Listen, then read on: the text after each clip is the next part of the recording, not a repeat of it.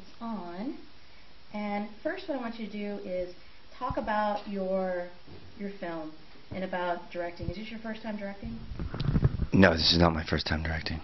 So if you can just talk about, the process of this film and why you kind of are very passionate about it and writing it and doing all that. Okay, well, this film came about through a gradual developmental process. About over 10 years ago, I played James Dean for a TNT movie, and at that time I was introduced to the actor Sal Mineo, who was in Rebel Without a Cause with James Dean, and so he was always kind of in my consciousness, and I even had a friend, Val Lauren, at acting school, who kind of looked like Sal Mineo, and so we always joked about Val playing Sal Mineo and me playing James Dean. We even talked about maybe doing a one-act play that never happened, and then I did various projects. I've remained interested in the films of Nicholas Ray, the films of James Dean, and I saw some more of Sal's work, and then this new biography came out, and so on Sal Mineo, and so then it seemed like, well, maybe this is the time to do the Sal Mineo movie, and then we had to figure out how to do it, so we came around to the idea that we'd do just only the last day of his life, because even though it would compress everything, I felt like we could really tell who he was just by what he did in his last day, and it would give it a certain kind of tension just by focusing on one day, and then I cast Val, who I talked about doing a Sal Mineo project with 10 years ago. So was it challenging to produce, write, edit, act, and direct? No, I mean, I guess I sort of did all those things, but I also had a lot of people helping me. Stacy Miller worked on the script with me, and my producing partners, Vince Jolivet and Miles Levy and Caroline Aragon, all helped me produce it, so I had a lot of help. So are you planning on doing more films of directing and writing and acting together? Oh, yeah.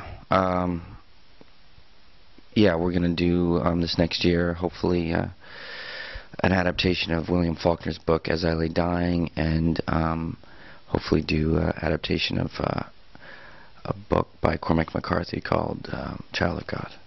Why are film festivals important?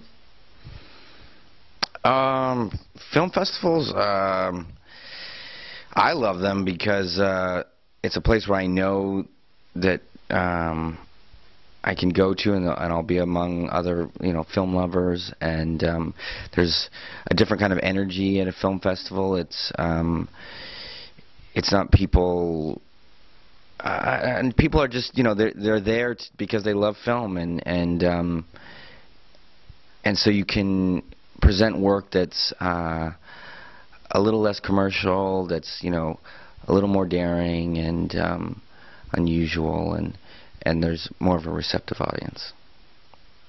Do you think anyone can make a movie these days?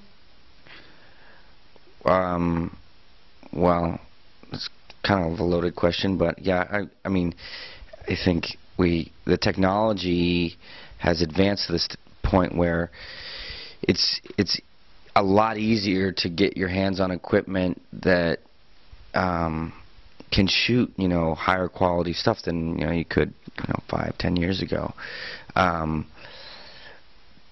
So the technology is certainly more available, but I guess there's still something to be said for skill and talent when you make a movie.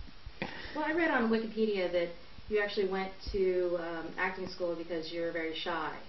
No, that's not true. That's not true? No, Wikipedia is wrong.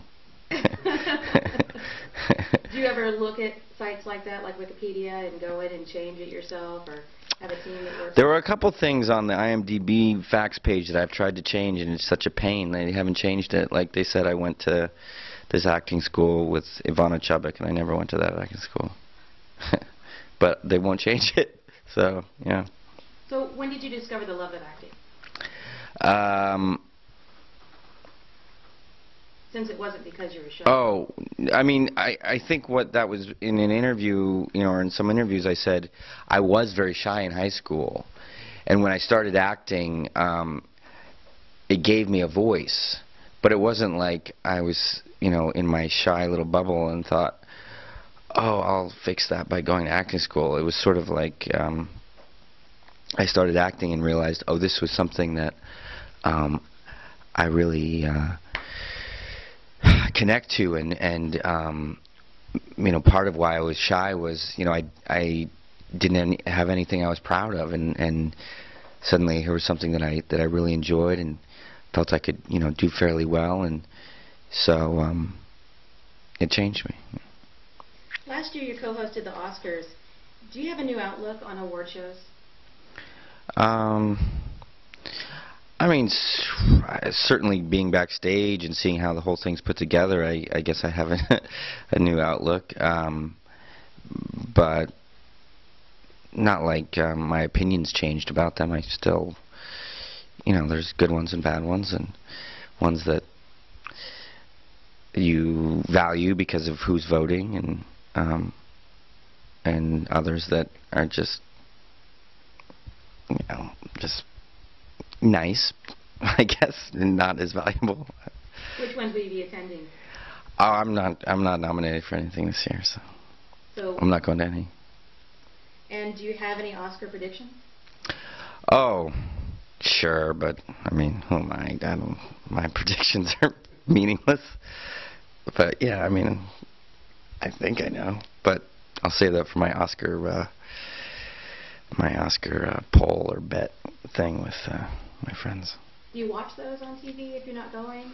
I mean, are you the type that actually... my husband isn't into award shows, so if he sees one on TV, he'll walk out of the room.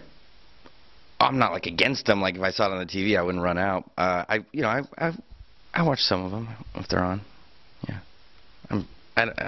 you know, I watch some of them. Okay. Anything else you'd like to add about your film? No, it's an honor to be here. I think this is Palm Springs is a really great place to show this film, and we've shown films at the festivals here before, and it's always a great place to be and show films. So I'm happy to be here. Thanks for your time. All right.